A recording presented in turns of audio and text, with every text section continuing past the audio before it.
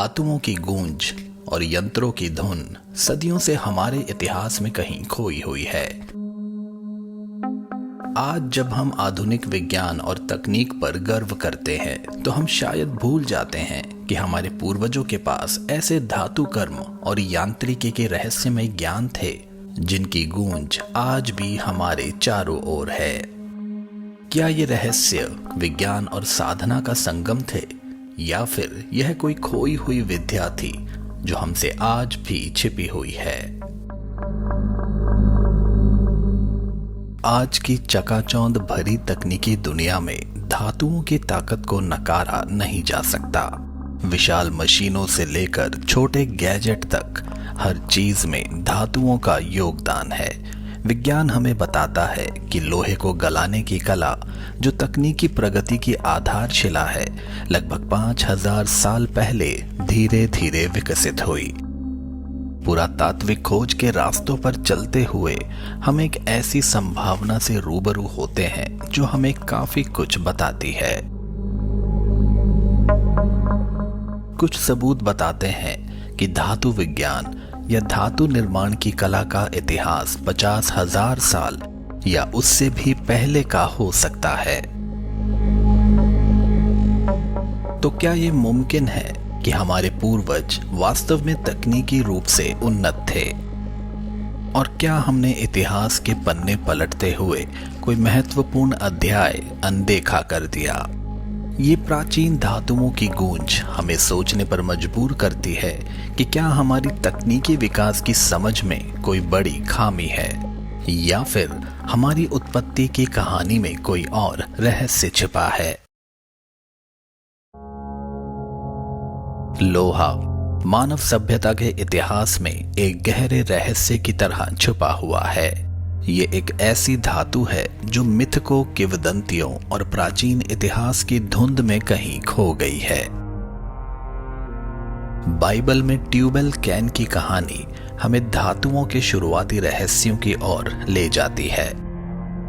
और इसी प्रकार मिस्र की पौराणिक कथाओं में ओसिरिस की कहानी भी हमें सोचने पर मजबूर करती है, जिसमें ओसिरिस की मृत्यु के बाद ओसिरिस को धातुओं और विज्ञान के ज्ञान को फैलाने वाला देवता भी बताया गया है। पुरातात्विक साक्ष्य बताते हैं कि लोहे को गलाने की तकनीक की शुरुआत मध्य तुर्की के हित्तियों ने लगभग 2700 ईसा पूर्व की थी। लेकिन ये कैसे संभव हुआ? क्या अचानक से कोई खोज सामने आई या फिर इसके पीछे सदियों का संघर्ष छिपा हुआ था? लोहा अपनी कठोरता और टिकाऊपन के कारण अन्य धातुओं से कहीं अधिक ताकतवर था। लोहे से बने औजार और हथियार बेजोड़ थे, लेकिन फिर भी यह तकनीक इतनी जल्दी क्यों नहीं फैली? क्यों 1200 ईसा पूर्व तक पश्चिम एशिया और यूरोप में लोहे का व्यापक उपयोग नहीं हुआ? यह देरी किसी साधारण कारण से नहीं थी। प्रारंभिक लोहे को गलाना जितना सुनने में आसान लगता है, वास्तव में यह प्रक्रिया बेहद जटिल थी। तो क्या तकनीक की यह जटिलता ही इसके प्रसार में सबसे बड़ी रुकावट थी या फिर इसके पीछे कोई और गहरा रहस्य था? लोहे से औजार और हथियार बनाने की कला धीरे धीरे विकसित हो रही थी, लेकिन काफी धीमी गति से।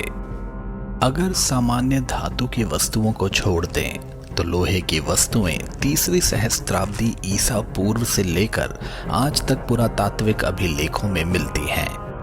इन सभी नमूनों को लोहे के गलाने से बना हुआ माना जाता है और ये कई अलग अलग जगहों पर पाए गए हैं। उत्तरी सीरिया के टेल चगार बाजार में मिला लोहे का एक टुकड़ा, जिसकी कार्बन डेटिंग हमें 2700 ईसा पूर्व की ओर ले जाती है। और इराक के टेल अस्मार में हुई खुदाई में जो सुमेर के प्रारंभिक राजवंशीय काल का लोहे का चाकू मिला, उसकी कांसे की मूठ क्या कोई और कहानी कहती है?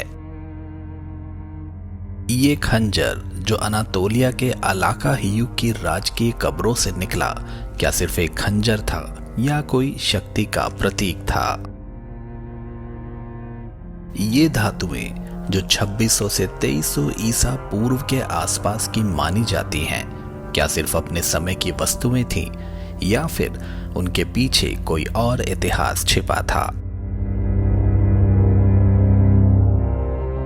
2700 ईसा पूर्व की दुनिया के बारे में इतिहासकार और पुरातत्वविद हमें बताते हैं कि तब लोहे का प्रयोग शुरू हो चुका था, और कुछ का तो यह भी मानना है कि 2700 ईसा पूर्व से भी पुराने लोहे के सामान मिल चुके हैं।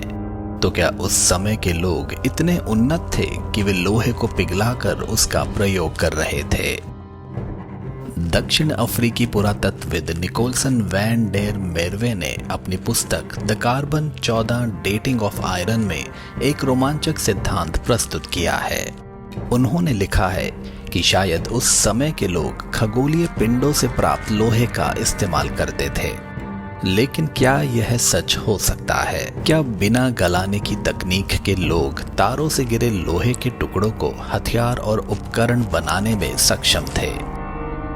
निकोलस की माने तो नवपाषाण काल के लोग पत्थर को काटने और पीसने की कला में महारत हासिल कर चुके थे, और यही कौशल उन्हें आकाश से आए लोहे को ढालने में मदद करता था। लेकिन तब तक जब तक कि तीसरी सहस्त्राब्दी ईसा पूर्व में लोहे को अयस्क से निकालने की तकनीक विकसित नहीं हो गई। सवाल यह उठता है कि फिर क्यों अनातोलिया, मेसोपोटामिया और कुछ अन्य क्षेत्रों में ही इसका प्रमाण मिलता है? कांस्य युग सांस्कृतिक प्रगति के एक नए अध्याय की शुरुआत, एक रहस्यमय परिवर्तन का प्रतीक था।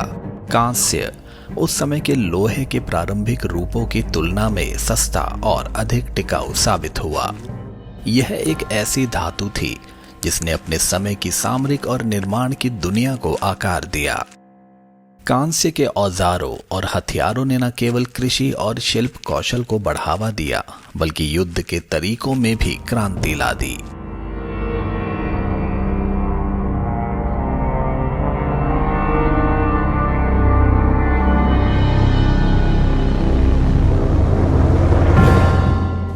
हित्तियों ने इस्पात उत्पादन की बुनियादी तकनीकों को विकसित किया, और तभी लोहे की असली ताकत सामने आई।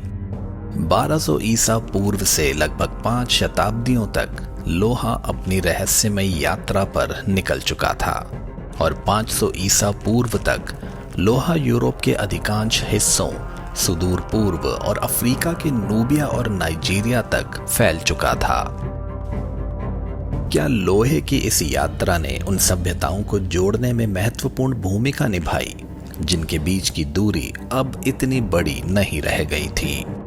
क्या लोहे ने व्यापार, सांस्कृतिक आदान प्रदान और यहां तक कि संघर्ष के नए रास्ते भी खोले?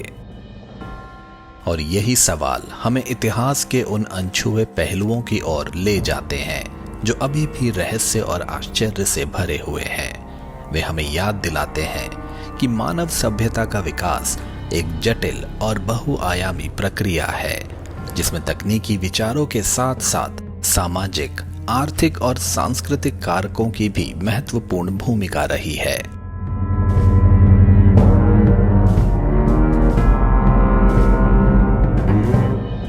दूसरी तरफ चीन में हम एक अलग धातु की परंपरा के विकास को देखते हैं। जैसे ही लोहे की उपयोगिता की खोज हुई, वहां कच्चे लोहे के निर्माण की शुरुआत हो गई, और इसी प्रक्रिया ने इस्पात उत्पादन में चीन में एक क्रांति लाई, और चीन ने धातु उत्पादन में एक नई पहचान बनाई। वहीं भूमध्य सागरीय क्षेत्रों में इस्पात के निर्माण और सुधार के लिए नई तकनीकें तेजी से विकसित हुईं, और ईसाई धर्म के आरंभ तक कार्बोराइजेशन, एनीलिंग, क्वेंचिंग और टेम्परिंग की तकनीकें व्यापक रूप से जानी जाती थीं। यूरोप में यह प्रक्रिया 14वीं शताब्दी तक पूरी तरह से प्रभावी रही, और जिसने औद्योगिक क्रांति को आगे बढ़ाया, जिसने दुनिया को हमेशा के लिए बदल दिया। धातु की यह यात्रा एक ऐसी कहानी है जो हमें याद दिलाती है कि किस तरह से हमने अपनी सीमाओं को पार किया और मानव की जिज्ञासा ने हमें कहां से कहां पहुंचा दिया। तांबे, सोने और चांदी जैसी धातुओं का खनन कम से कम 50,000 ईसा पूर्व से किया जाता रहा है और इसका कारण यह है कि इन धातुओं को सीधे जमीन से निकाला और इस्तेमाल किया जा सकता था।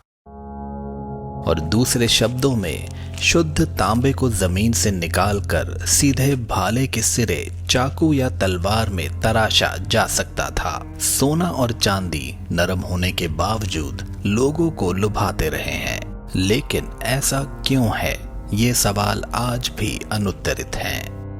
प्रारंभिक लेखों में उल्कापिंड से मिले लोहे के बारे में भी बताया गया है, लेकिन सवाल यह उठता है कि ये अद्भुत धातु आकाश से गिरने वाले पत्थरों में कैसे छिपी थी। अंतरिक्ष से धरती पर यात्रा कर वायुमंडल में प्रवेश करने पर अधिकांश उल्कापिंड जल जाते थे, जिससे जमीन पर बहुत कम मात्रा में टुकड़े ही शेष बच पाते थे और इसीलिए प्राचीन लोगों के लिए उल्कापिंड का लोहा प्राप्त करना बहुत दुर्लभ था और इससे बनी कलाकृतियां भी कम ही मिलती हैं।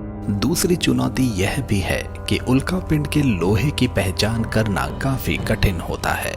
शुरुआत के उल्कापिंड के लोहे की वस्तुओं की सूची, उसमें से कई उदाहरण हमारे पास हैं, जिसमें सबसे पहला ज्ञात उदाहरण मिस्र के गेरजाह से आता है, जहां वेनराइट ने लोहे के मनकों की संख्या खोजी थी। इन मनकों को पेट्री प्रणाली के अनुसार SD 60 से 63 का बताया गया है और इसमें निकल की मात्रा 7.5% है, जो स्पष्ट रूप से उल्कापिंड के लोहे की श्रेणी में आती है। मेसोपोटामिया में उर के शाही मकबरों से 10.9% निकल सामग्री वाले लोहे के टुकड़े बरामद किए। अनातोलियन स्थल अलाका हाकू पर 5.8% और 4.3% निकल वाले 2 लोहे के नमूनों की पहचान प्रारंभिक कांस्य युग स्तरों में की गई है और यह समय लगभग 2600 से 2300 ईसा पूर्व का है और यही वो शुरुआती धातुओं के नमूने थे जिससे पता चलता है कि ये धातु आज से लगभग 50,000 साल पहले हमारी धरती पर आ चुके थे।